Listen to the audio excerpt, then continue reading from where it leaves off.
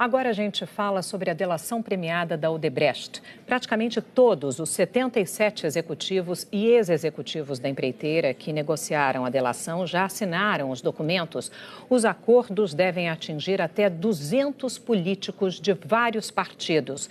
Nós vamos a Brasília conversar ao vivo com a repórter Flávia Alvarenga. Flávia, boa tarde. Oi, Sandra, boa tarde. 80% desses executivos já assinaram esses acordos e o restante deve terminar de fazer esse procedimento, devem fazer as assinaturas ainda na tarde desta sexta-feira. Eles deverão ter as penas reduzidas. Pelo acordo, 7 foram condenados a cumprir parte da pena em regime fechado, sendo que 6 deles já passaram por essa etapa porque ficaram presos ao longo da Operação Lava Jato. O outro é Marcelo Odebrecht, condenado inicialmente a 19 anos. Mas, se o acordo dele for homologado, ele cumprirá um total de 10 anos. 2 anos e meio no regime fechado, dos quais ele já cumpriu 1 ano e meio, ou seja, daqui a 1 ano ele passará para a prisão domiciliar, que deve durar mais 2 anos e meio. Depois passa para o semiaberto por mais 2 anos e meio e, finalmente, para 2 anos e meio no regime aberto. Marcelo Odebrecht pegou a maior pena. Os outros principais executivos devem cumprir pena de 7 a 9 anos de prisão no total. Vamos ver os detalhes dessa delação premiada na reportagem.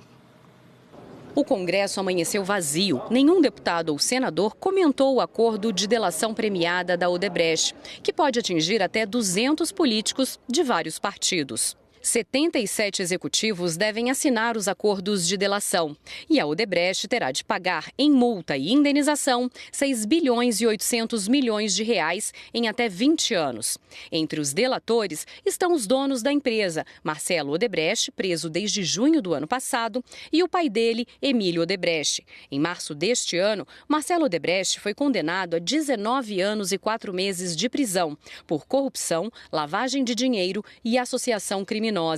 Ele é considerado o mandante de pagamentos de 35 milhões de dólares e quase 110 milhões de reais em propina a funcionários da Petrobras. Marcelo chegou a afirmar que, por uma questão de princípios, não faria delação premiada. Só mudou de ideia depois que a Polícia Federal descobriu que a Odebrecht tinha um departamento só para administrar os pagamentos de propinas.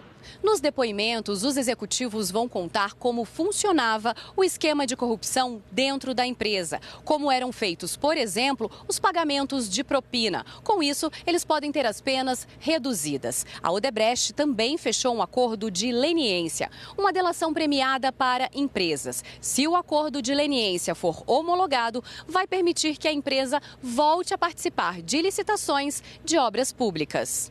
Num comunicado enviado à TV Globo e publicado hoje nos jornais, a Odebrecht pediu desculpas e assumiu que errou. A empresa reconheceu que participou de práticas impróprias em sua atividade empresarial e que não importa se cedeu a pressões externas, tampouco se há vícios que precisam ser combatidos e corrigidos no relacionamento entre empresas privadas e o setor público. A Odebrecht assumiu que houve um grande erro e afirmou que não admitirá que ele se repita. Disse que aprendeu várias lições com esses erros e que está comprometida a virar essa página. Termina dizendo que tem um compromisso já em vigor, que inclui, entre vários itens, combater e não tolerar a corrupção em todas as formas, inclusive extorsão e suborno, e em dizer não a oportunidades de negócios que conflitem com esse compromisso.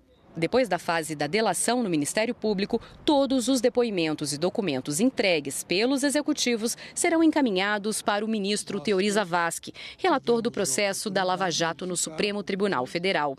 O ministro vai avaliar se está tudo dentro da legalidade e decidir se homologa ou não os acordos de delação. Depois disso, as informações poderão ser usadas na investigação.